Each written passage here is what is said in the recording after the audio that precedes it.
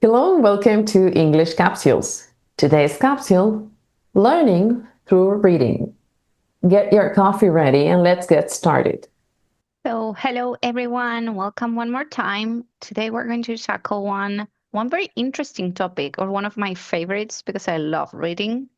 Mhm. And when you proposed this topic, because this was your idea, Nadi, I began like remembering my path in when I started reading in English, because there's a point when you start reading in English, not reading as in the skill of reading as in grabbing a book and reading a book. Reading a text, this is what we mean, not reading a text that comes in the material the teacher gives every single class. No, no, no, this is like extra to the class, let's say. And it's a book. It's not a text only, it's a book. So, today we're going to discuss something that is called graded readers. Okay? So, for everyone who doesn't know what a graded reader is this is like they take a normal book, any book, and they Mhm. simplify it, creating a version that matches the level of the students. These books Mhm. follow the CEFR framework because they are divided like into A1, A2, B1, B2, C1, and so forth, right? And depending on what is the level, is like the difficulty that they have. An A1 reader is a very simple one with very Mhm. easy vocabulary and not very complicated structures, while a C1 reader is going to be closer to the real thing.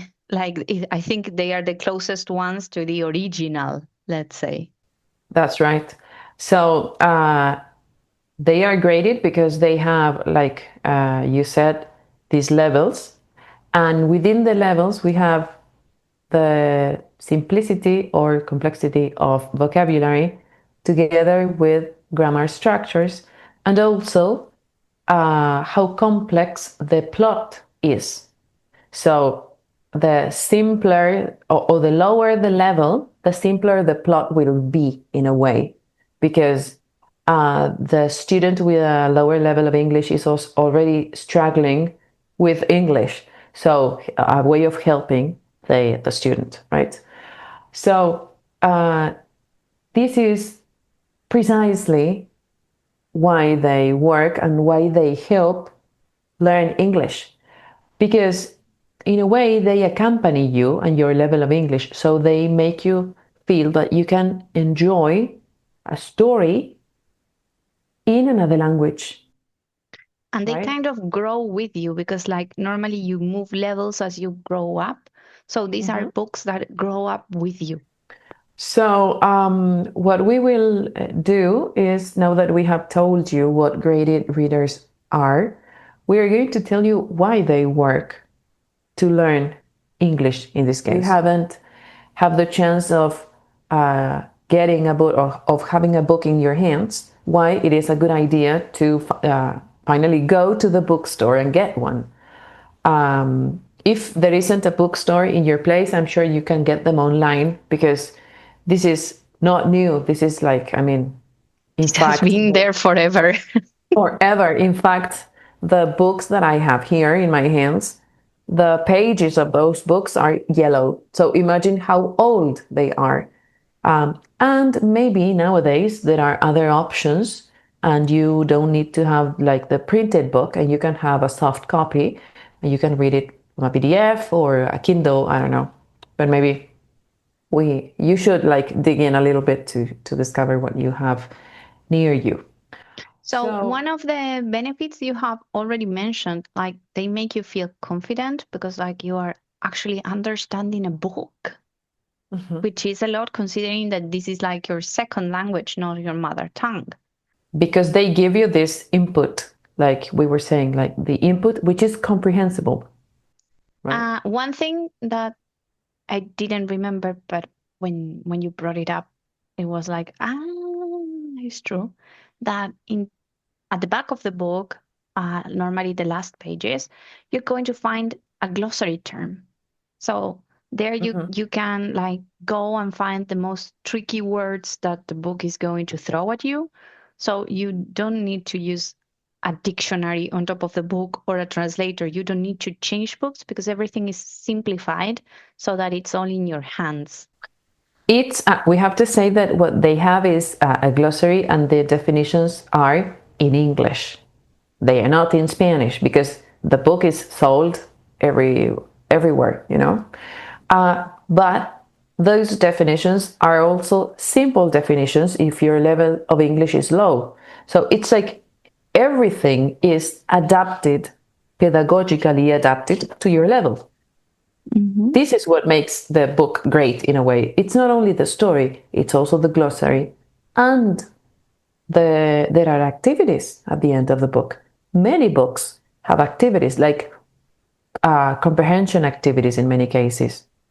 Sometimes they Questions. go by chapter, like every Yeah. chapter at the end of the book has an activity.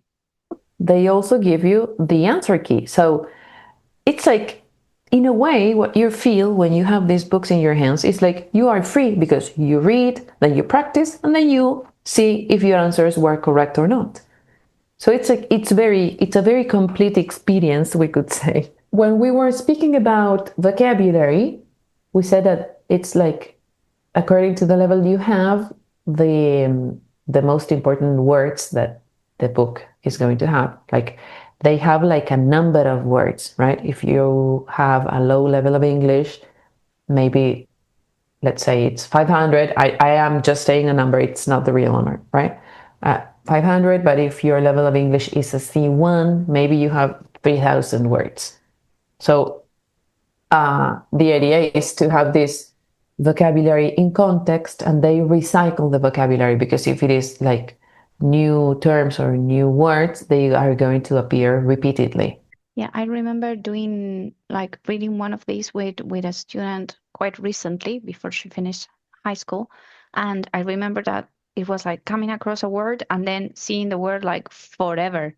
Like the Mm-hmm. following chapter was repeating that word a lot. And I mean, normally you see more frequency in the chapter that follows, and then Mm-hmm. it's going to be like diluted because there are more words coming up, but you're going to come across this word in a number of occasions. And it's funny because like to this day when we go to some vocabulary that is related to the book, I tell her, you remember the book you read? And she's like, ah, okay, is this. So it works, like it's a very good reinforcement tool. Also it gives you like a first look at what English looks like in a real context, because normally when you're learning a language, this is like not a natural context in which you're learning. These are situations that are created by your teacher or in the classroom, but you don't have this thing of like going outside and using the vocabulary that you have learned. No. However, the book provides a natural context in which all of these words and all these structures appear. This is what we were saying at the beginning. It's like an extra exposition to the language, one more time, extra to your class of English. And the good thing is that you can read the book whenever you want. So you don't have like a set timetable that, oh, I have to go to the class of English. No, this is why what I was saying. It gives you like independence and freedom, not only from the perspective of language and grammar, but also they make you have like an enjoyable experience. I do remember that we would spend some time, some part of the English class reading. I do remember that. Well, at the beginning, it was like that Yes. for me also, because what I think the teacher was trying to do is to um, create this reading habit. Because usually in Spanish, we only read because it is an activity from school. So it's like mandatory, you have to do it. But usually, there are many people who read because of that, not for pleasure. That is what I mean. There are many cases in which the teachers need to create this habit of reading. So that starts in the classroom. So it also teaches you how to approach the book, or in my case, my teacher gave me like a background that This also happened when we were dealing with literature at university. Mhm. First, you studied, okay, this is the author, the year the author lived or died, or why that time was special, the characteristic of the time, the characteristic of the writer, everything to give you like a background and help you understand the story that you are going to read in a way.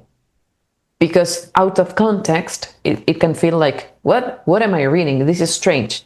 Okay, this is the idea. So they give you the context. Another thing that is also true, that this goes like into building your reading habits, because like you said, most people read because school demands you to read, not because you read for pleasure. So Yeah. I think that one of the goals when you are using one of these books is to try to instill that habit in your students, like saying, okay, look, you can do this for fun, like you can go into another world for a minute just by reading a book. So I remember when we were teaching very young learners and we used to teach through literature, this was one of the things, like creating the habit of reading. Okay, one last thing that I wanted to mention is that these uh, graded readers, there are options because you have the, I don't know, classics, like classic stories. Then there are contemporary stories, and then there are original stories. So maybe through reading, you can discover also the kind of stories that you like. So if you read one book and you didn't like it very much, try another.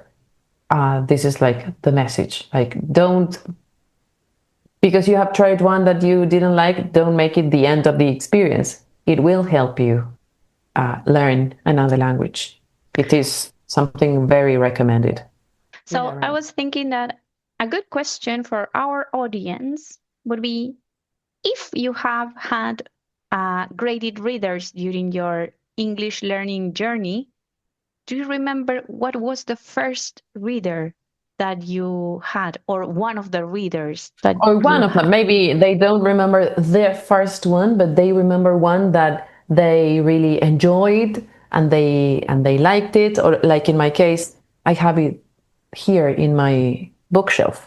And if you haven't, and if you are interested uh, in having a list of graded readers, you can comment here below in the platform that you are listening to us, or in the English Capsules, our Instagram account.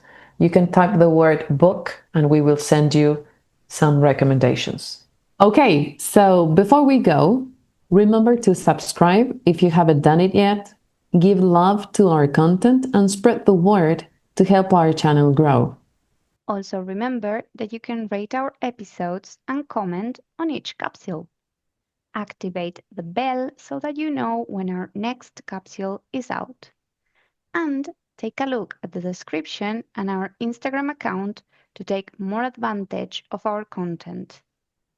Okay, that's all for today. Bye for now. See you in our next episode.